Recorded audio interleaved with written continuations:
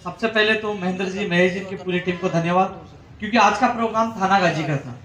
उनको पता चला कि थानागाजी में रैली है, तो हम भी विराटनगर में हमारी और साथियों के साथ मिलना चाहते हैं।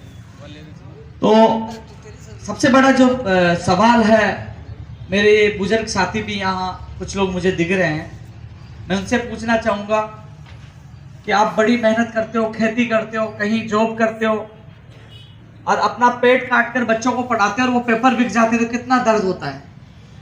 आज ये माफिया पेपरों को बेच रहे हैं, और पेपरों को नहीं, युवाओं के सपनों को बेच रहे हैं।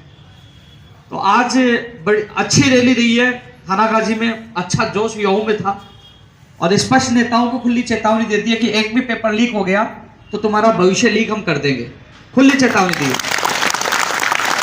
और जो अपने आप को युवाओं का नेता कहते हैं, जो चुनाव आएंगे ना, युवा ही तेजी हो जाएंगे, लंबे लंबे लच्छेदार भाषण देंगे। वो आज रजाई उठ के घर सो रहे हैं, कोई बोल रहा है क्या पेपर लीक के लिए? आज युवाओं के सपनों को बेचा जा रहा है। भाई बेचा जा रहा है कि नहीं बेचा जा रहा? तुम्हें पूछ रहा हूँ, बेचा जा रहा है? कोई बोल रहा है कि कोई नेता? नहीं। अब तो विधानसभा सत्र भी चल रहे हैं, बोलिए, पूछिए वहां पे क्यों बेचा जा रहा है।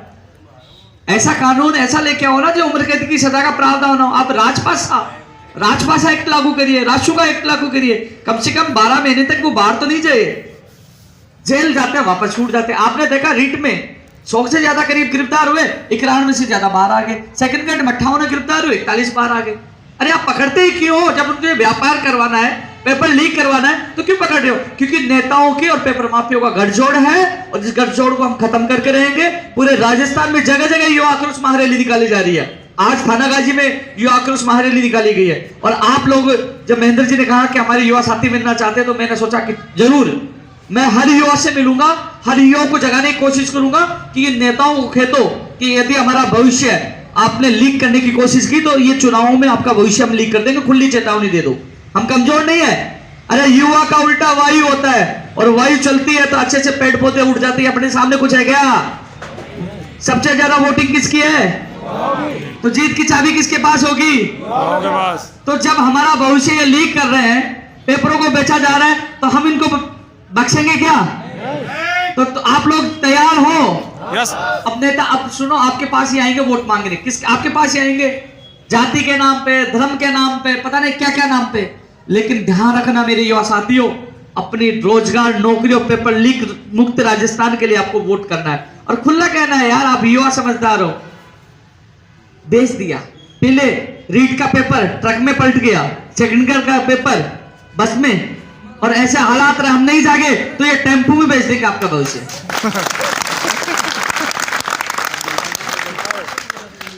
लेकिन साथियों, मैं जोधपुर गया, वहां कम से कम 5000 लोग सड़कों पे, चौपड़ों में बेहतरीन रैली, चौमू में हजारों लोग, थानागाजी में अच्छी रैली, सब जगह युवाओं में जोश था।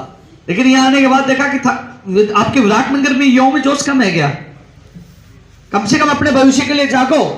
सवाल पूछा, किसी नेता से घबराने की जरूरत नहीं है। मैं तो खुली चेतावनी देता हूं, जो बिगाड़ना मेरा बिगाड़ लो, मुझे जेल में डालते हैं, फिर आ जाता हूं, फिर लड़ता हूं। अरे सत्य के लिए लड़ना सीखो, इन माफियों से लड़ना होगा अपने भविष्य के लिए। डरने की आवश्यकता नहीं है। हम सत्ता में लेकर आते हैं, वोट हम देते हैं, अपना भविष्य बचाने के लिए लड़ना होगा, किसी से डरने की आवश्यकता नहीं है। कहते ना उन नेताओं को, जो अपने आप के युवा नेता कहते हैं, यार पेपरों को बेच रहे, एक नहीं 10 पेपरों को बेच दिया। कितने पेपरों को बेच दिया? और फिर ये वापस आज फिर बेचने की तैयारी कर रहे हैं। तो आने वाली किसी भी भर्ती परीक्षा का पेपर लीक हो गया तो इनकी खेर नहीं है। मैं तो सब वंदे मातरम, वंदे मातरम, वंदे मातरम, वंदे मातरम। हनुमान भगवान की जय, हनुमान भगवान की जय। बहुत सौभाग्य का विषय है, आज हम सबके बीच राजस्थान का यशस्वी, राजस्थान का वो चेहरा जो युवाओं की एक आवाज है, जिनकी सरलता, जिनकी सादगी हम सब युवाओं के लिए एक प्रेरणा का स्रोत है। आज जिस तरीके से उन्होंने विगत पिछले 5 सालों से ज्यादा का समय